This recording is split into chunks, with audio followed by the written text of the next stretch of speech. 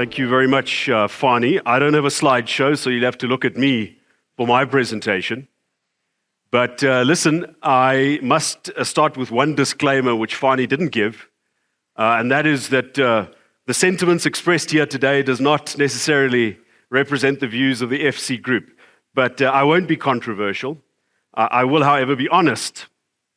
So, after Jan Smuts lost his last election in 1948, he wrote to a friend that South Africa is the place where the best and the worst never happen. And if we look at the intervening years, we might conclude that Smuts was right. South Africa has averted civil war in the 90s. We've survived the presidency of Jacob Zuma. Even as Eskom was buckling, we also averted complete economic collapse. Recently, we even had a change of government, a notional change of government, without there being violence in the streets. And in Africa, in a young democracy, we must never underestimate how important a test that was to pass.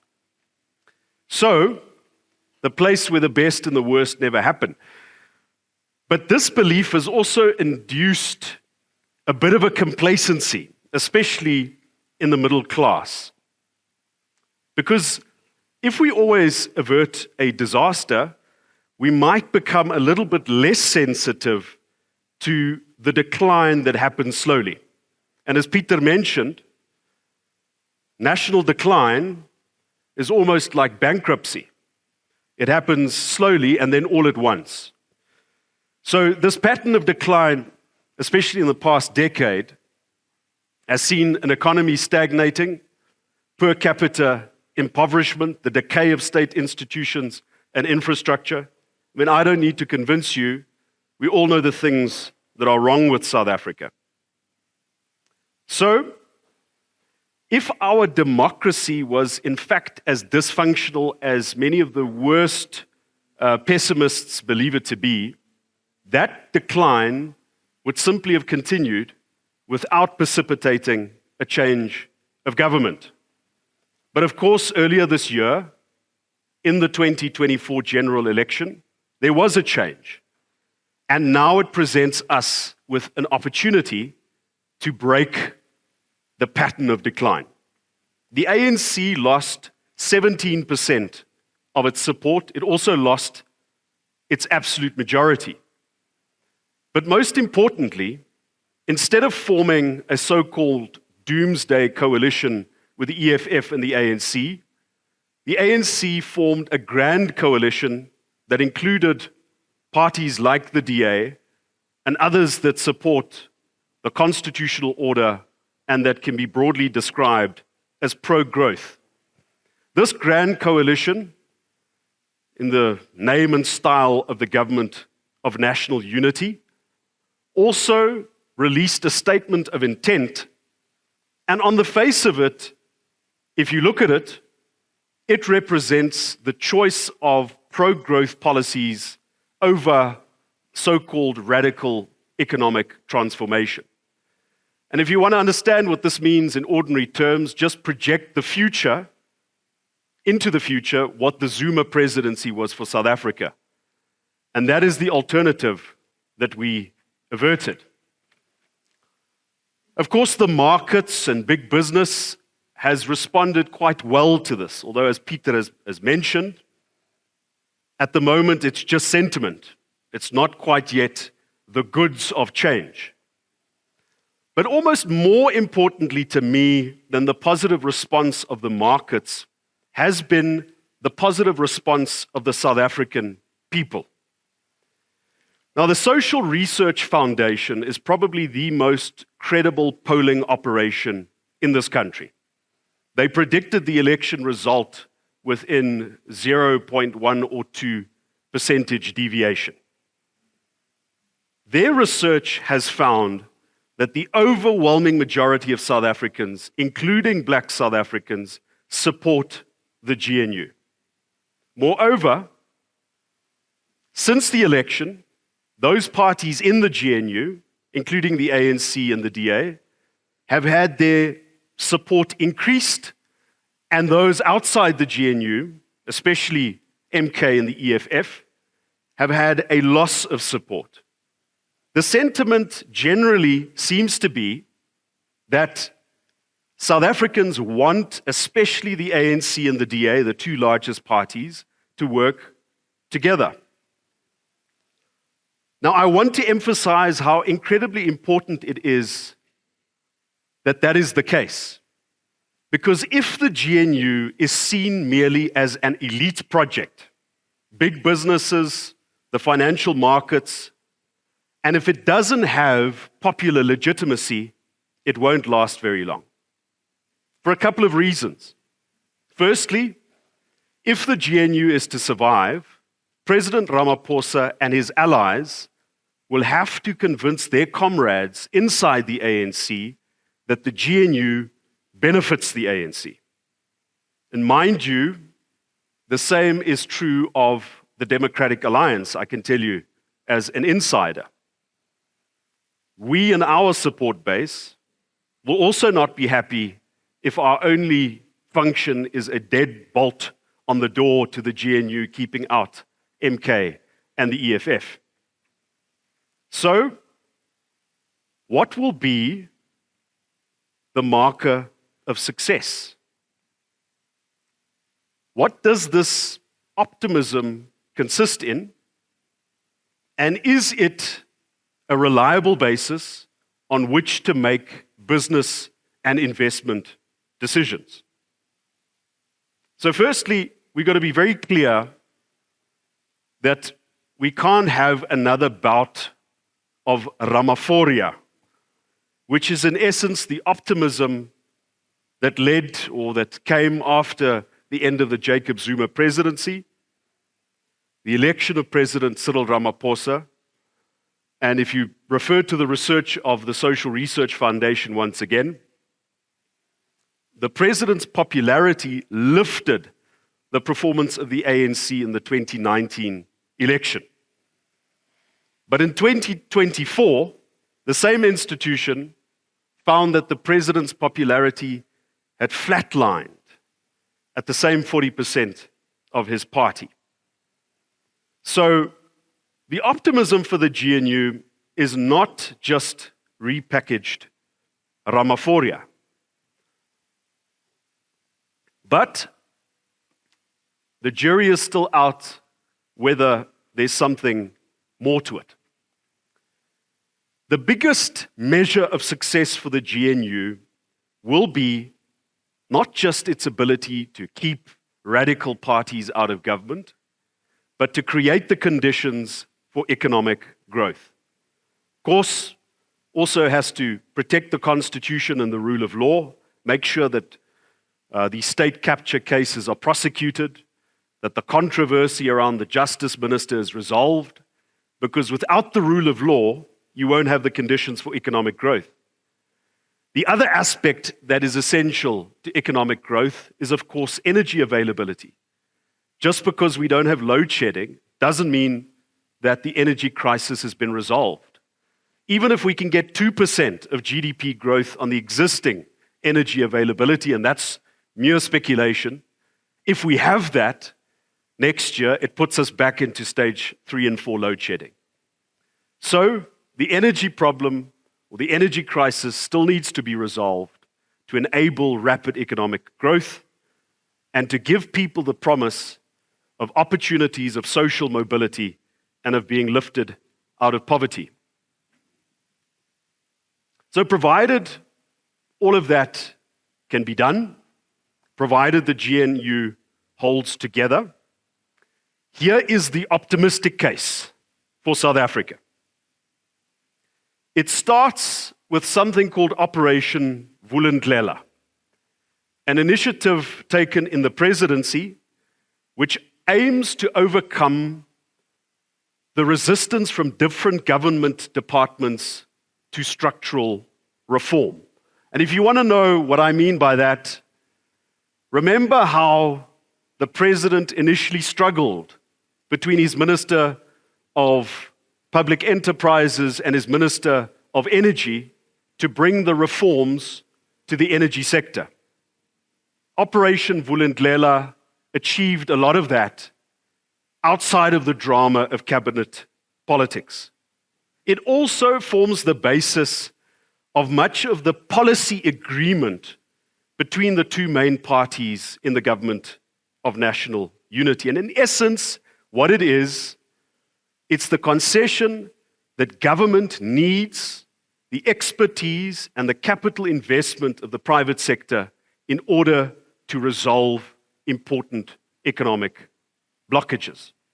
So I've already mentioned, to the extent that we've seen reforms in the energy sector, those can to a large degree be attributed to this Operation Vulindlela. My DA colleagues in the Government of National Unity believe that this model can also be used to achieve other important structural reforms, to leverage the expertise and the investment of the private sector to help resolve problems. To give you a practical example, and Fani referred to this in his introduction, the private sector has got a key role to play in the management of railways and harbors. Think of the inefficiencies and the corruption in our network industries as a blockage in our economic artery. That can only be unblocked if we look at mechanisms like private sector concessions to run railways and other key ports. And if this can be done, it will be a major boost to economic productivity, especially in those industries that rely on bulk transportation: mining, agriculture, manufacturing. The same can be said of achieving reforms such as creating a secondary market for broadband spectrum, another key area where lack of reform and resistance to reform has held back economic growth in South Africa. But while all of this is happening, we must remember what Peter pointed out in his presentation, and that is how much the South African government pays on our debt. If we do not control public spending, if we don't contain it, if we don't bring down debt as a portion of GDP, then the government will gradually do less and less of a social function, build fewer schools, build fewer hospitals, be able to employ less skilled people in order to do the important work that has to be done. And so, as part of this statement of intent and that first cabinet Lekgotla that happened in the Government of National Unity, the commitment to reduce debt to GDP to 70% by 2030 is a significant one. I spoke to my DA colleague, the Deputy Minister of Finance, Ashor Sarapin, and he has said that government simply doesn't have a choice but to do a full expenditure review. Now, that will obviously give government the information of what it should maintain and what it should cut. It doesn't mean the choice to make those cuts is actually made, but at least the information will be clear. So, in summary, the upside in this country is quite evident. We've averted a government that has a radical economic transformation agenda. We've established a grand coalition that includes parties that are pro-growth and pro-constitution. These parties have got some basis for joint policy making. These policies include reforms which before an ANC majority government would not even have entertained, at least not outside of the confines of National Treasury. And this gives us some prospect of unlocking significant economic growth. But it's useless to talk about the upside without putting down the markers of one, whether this government of national unity will actually stick together or fall apart, and two, whether it has the prospect of making those important structural reforms needed for economic growth. Now, to me, there are two markers. These are short-term.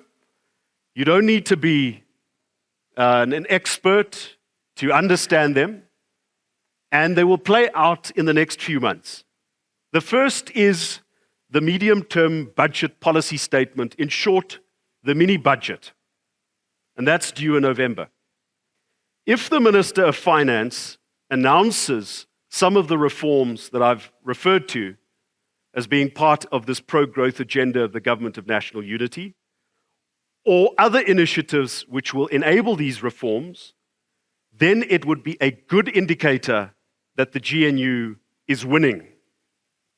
It's one thing for intelligent, energetic ministers from minority parties in the GNU, like Leon Schreiber, the Minister of Home Affairs, to clear the backlog in visas and to use regulation-making powers to get things done. But it's quite another to get government as a whole to agree to a comprehensive reform agenda. So have a look at that first marker. It's coming up in November. The second marker is whether the president decides to sign the Basic Education Amendment Law or to pass it into law completely. Remember that he suspended two of those provisions in the Bella Act, subject to consultation. It will show us, if he proceeds without any compromise or without any amendment, I would argue that it would tend to show us, and you can hear I'm qualifying this, I'm being careful, that perhaps the ANC does not realize that the trust that the people has in the Government of National Unity is based in part on the willingness of the ANC to share power. So remember, the optimism is not Ramaphoria. The popular legitimacy is not Ramaphoria. It is the idea that we can trust the ANC in government, provided it shares power with the other parties that it has brought in there. To me, it will also be an early indication of whether the balance of forces in the ANC, because that is always the test of what the ANC does, it's called the balance of forces, whether that balance of forces is in favor of a pro-growth, pro-GNU agenda, or whether it is tipping towards radical economic transformation agenda. Now, Bella is not nearly as important as the NHI, not nearly as consequential to the economy. But in the next few months, I would argue it gives us probably an early indication of the ANC's willingness to compromise, and also probably what it would do with NHI. Now, in conclusion, let me speak about my own optimism. And you have to believe that I'm optimistic. It was just a few days ago, I was removed from office by our Grand Coalition partners at local level. But my optimism for this country is not based on what the ANC might do or not do. It is far rather on the resilience that South African people, including businesses, institutions, some of them public, but most of them private, have already shown in the face of state capture, of economic stagnation, of the potential collapse of our energy utility. And it is, we must never forget, I mean, you are the business people, you know how difficult it is. But that resilience is what gives me my glimmer of optimism. Look at what is happening in the city, for example. As we speak, hundreds of millions of rand is being invested by the likes of the Solidarity Movement to build private training colleges and even a university Now that investment is not based on anything but a belief that in this country there is a future. And I think they probably have something in doing so. The economic historian David Landis famously said that ultimately the optimists usually have it because their approach is positive. And if you have a positive approach, you are more likely to correct, to solve problems, to overcome obstacles. So the optimists have it. And if David Landis is correct in this context, of course he didn't speak about this context, but if we can apply his wisdom to South Africa, then maybe Jan Smuts was wrong. And maybe South Africa can become the place where the best happens. Thank you very much. So, Cilliers, you spoke about resilience, but as a citizen of Tshwane, I think we all have to ask, what is the one thing that we as citizens can do to improve the process? All right, so the key in the cities and the key in this city in particular is the ability to generate savings and to improve our credit worthiness so that we can build service infrastructure. That is the only way to improve service delivery. And that's what we tried to do in Tshwane. I mean, I went on and on and on about our income value chain. You know, you start with your tariffs and then your metering and billing and then credit control and debt collection. Because if you can't generate cash and you can't eliminate arrear debt to Eskom, you simply won't have the savings and the borrowing power to invest in infrastructure. And I will go a little bit further and compare the city of Tshwane to the city of Cape Town. In 2006, the city of Cape Town had a capital budget, in other words, a budget to build stuff, substations, wastewater treatment plants, and so forth. City of Cape Town, 2006, that's 18 years ago. They had a capital budget of 2.5 billion. In the same year, the city of Tshwane had a capital budget of 1.5 billion. Roughly the same population. I think Cape Town is a little bit bigger, more concentrated, and Tshwane was also smaller back then. We got Bronkhorstspruit and Cullinan in 2011. So Cape Town, 2.5 billion, Tshwane, 1.5 billion. Now, the city of Cape Town has got a capital budget of 11 billion, and the city of Tshwane has got a capital budget of 2 billion. That is the difference that good, effective, stable government that's not constantly interrupted by the folks who had the power before makes. In that context, the question then is, what can businesses do? In the city, for the moment, it would be not to lose hope, not to opt out of the system, and generally not to lose faith in the democratic process, because I do think in subsequent elections, we are going to see more of a consolidation of this fragmented vote. You're going to have fewer of these little spoiler parties, and there's going to be a consolidation around bigger parties, and that will give more stability.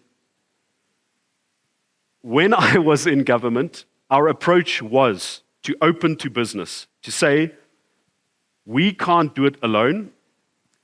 We don't have the resources to fulfill the full developmental role of the state as envisioned in the Constitution.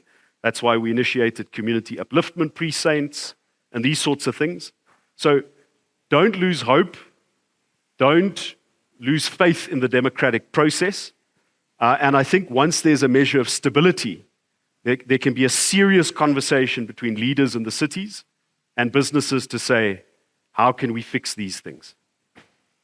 Wat gaan die plan van aksie wees as dit uitdraai dat die government van National Unity aan die einde van die dag nie 'n sukses is nie? Wat is die alternatief vir die kleiner partye? Dis ten deels die probleem wat die kleiner partye in die regering van nasionale eenheid het. Nou dat ons hierdie katastrofe van Doomsday Pact afgeweer het en die spasie gevul het waar die EFF en MK moontlik kon wees, is dit bitterlik moeilik vir ons om dan te sê, ons loop uit. En dis belangrik, want jy moet 'n bedingingsposisie hê in enige verhouding, net soos in 'n sakeverhouding ook, of in 'n huwelik. Jy moet die vermoë hê om te sê, ek het nou genoeg gehad, ek vat my goed en ek loop. En daai dreigement moet geloofwaardig wees as 'n bedingingsposisie. Nou as jy in die situasie is waar hierdie absolute radikale partye wat verskroeide aarde ekonomiese beleid wil uitoefen, moontlik saam met die ANC in die regering kan wees, dan is jy uiteraard heeltemal skugter om daai dreigement te maak. Maar daar gaan 'n punt wees waar as die ANC nie die mag deel nie, gaan dit geen verskil maak of die radikale ekonomiese transformasie faksie buite die regering of binne die regering is nie. As jy NHI byvoorbeeld probeer uitvoer soos wat dit nou is, as die president die regulasies begin uitvaardig sonder enige hervorming, gaan dit katastrofale ekonomiese gevolge hê. En dis nie net 'n politikus wat so sê nie.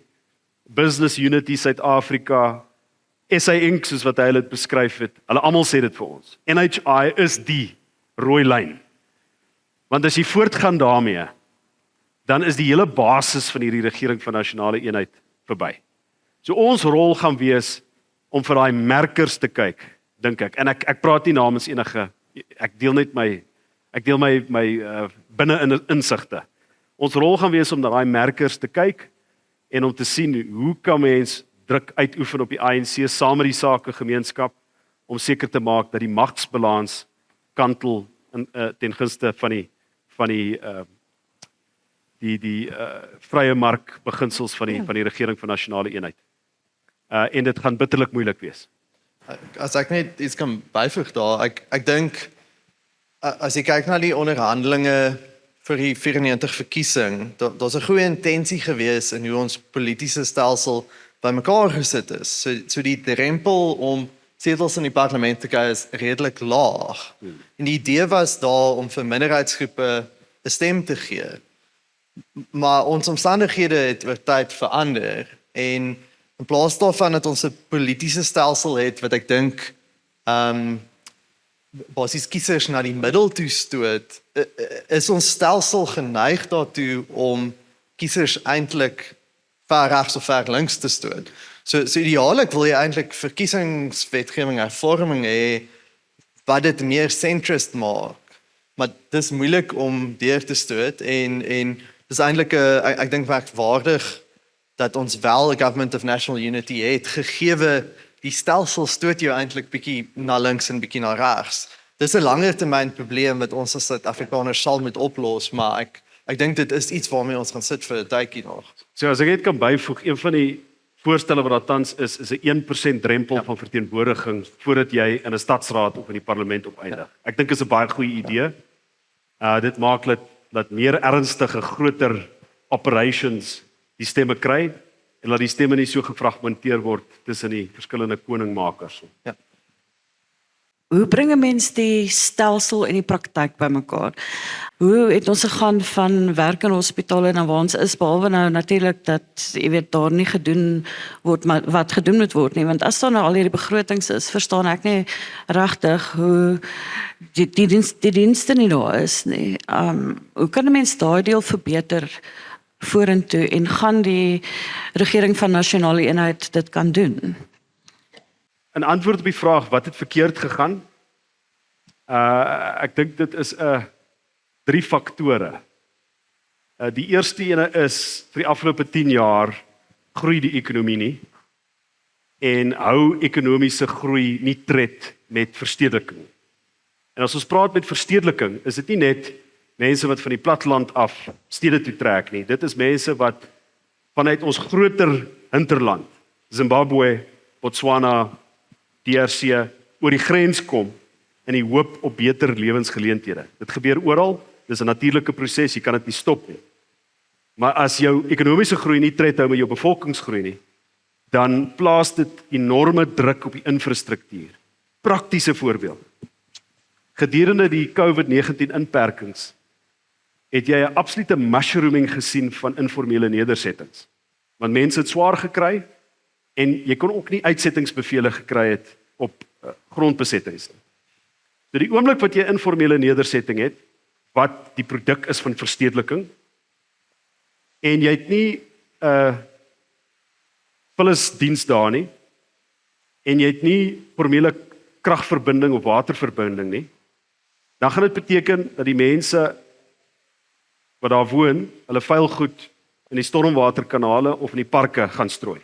Dit gaan beteken dat daar onwettige kragverbindings is, onwettige waterverbindings is, wat beteken distribusieverliese vir munisipaliteite, en hierdie tendens gaan op en op en op, en die mense wat belasting betaal, word kleiner en kleiner en kleiner en verarm, want daar is nie ekonomiese groei nie.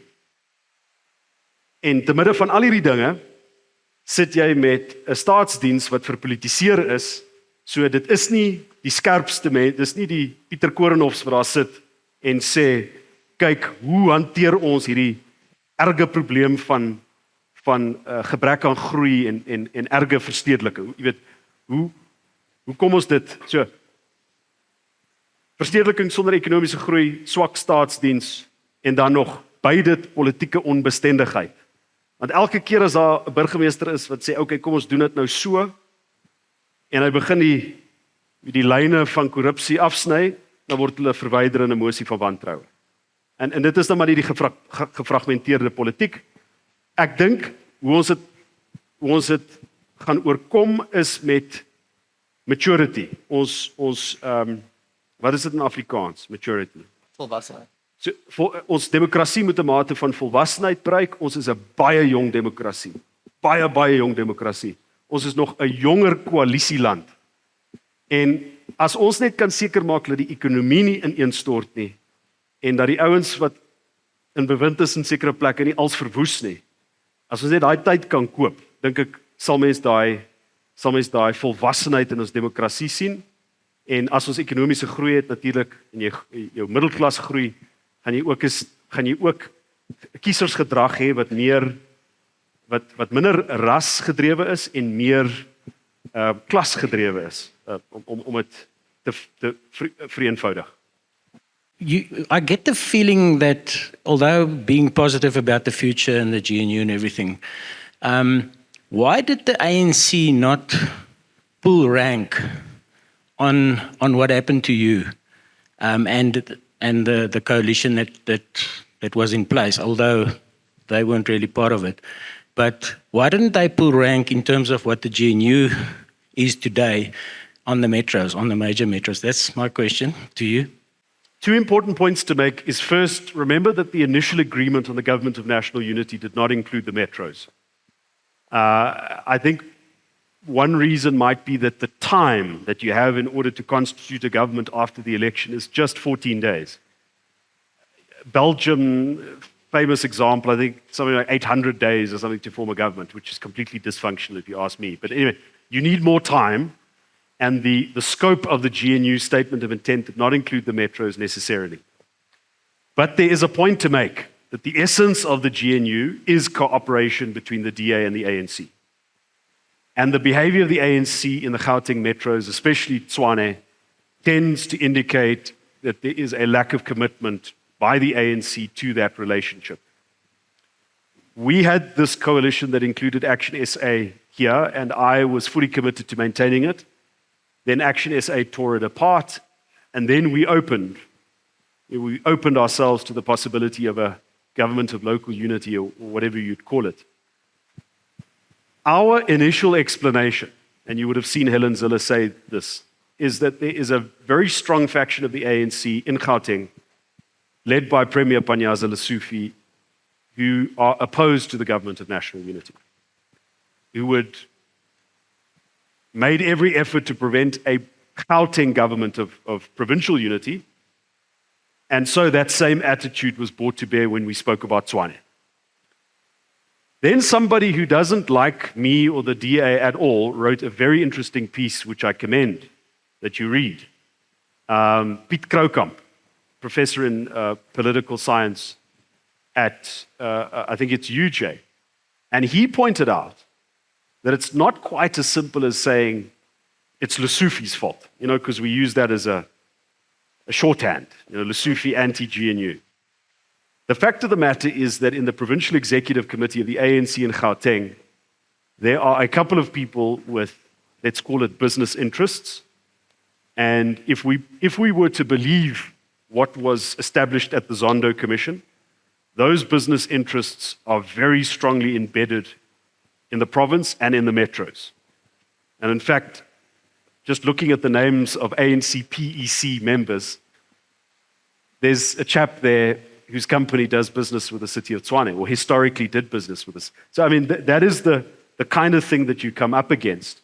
So, yes, maybe anti-GNU, but if you are really committed to change things, and I said this to colleagues, I said, now that we've appointed a top management in the city, now that we've changed X, Y, Z, I wonder how long they'll allow me to stick around. Because if you really threaten those vested interests, that's when the forces amass and get you out. So that will be my explanation. How do you get around that? We will have to exercise the leveraging power that we have, and I'm talking about the minority parties in the GNU. And one of the things that we've said to the ANC is, what you've done in Tshwane means we're not going to bail you out in Ekurhuleni and Nelson Mandela Bay. So you must live with the consequences. And that's an unfortunate thing, but that's power politics. If you don't find a lever for negotiating, then you're just dead in the water. My specific question relates to the future of the residential property market. And we all know that in the last, or since 2008, that property just grew sideways, if not negative. So certainly the cycle must up sometime, because it's been flat for very long. Thanks.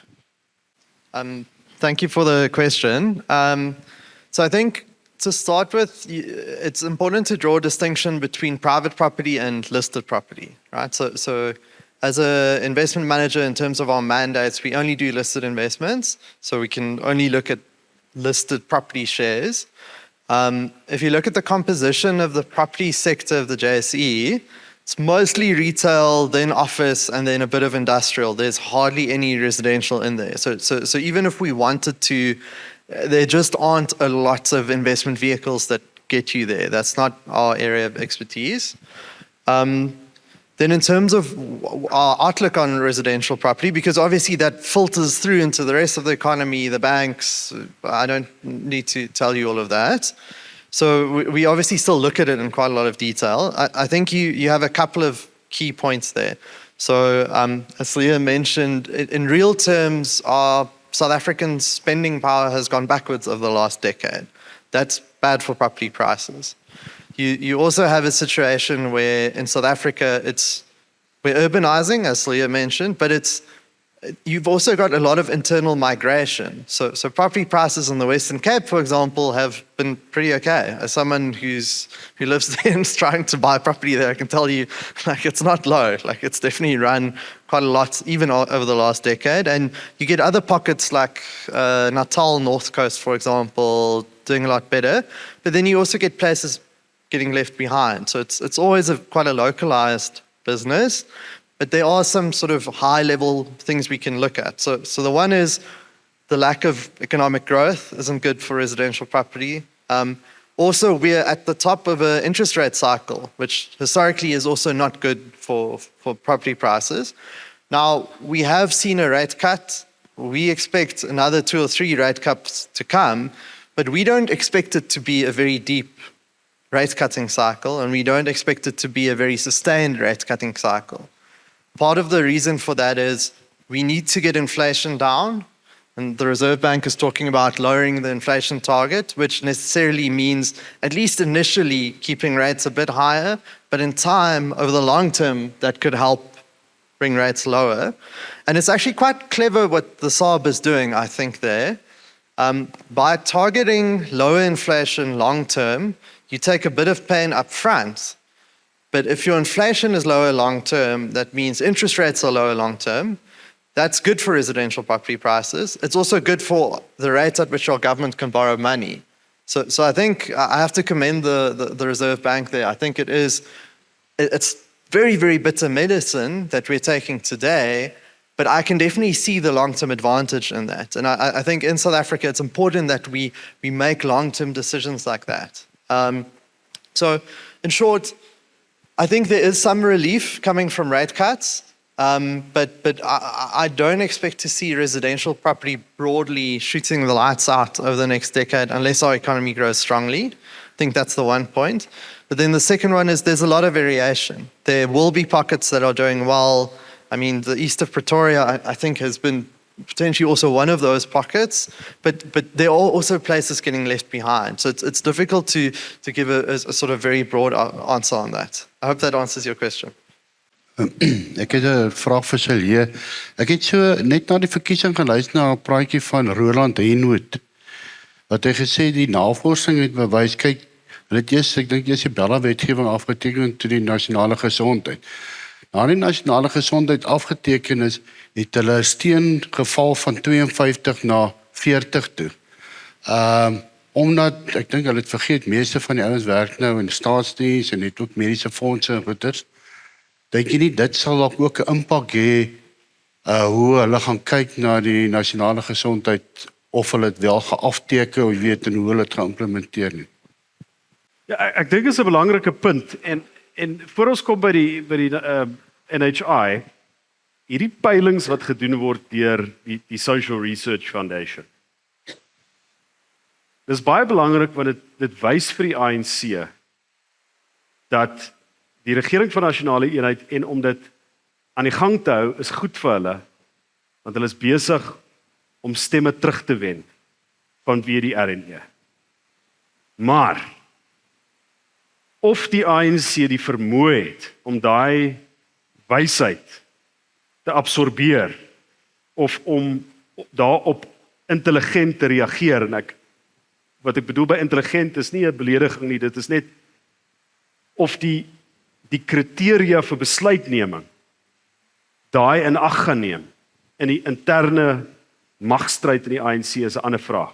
So ja, NHI was een van die faktore voor die verkiesing want daai wet is so kort voor die verkiesing bekragtig.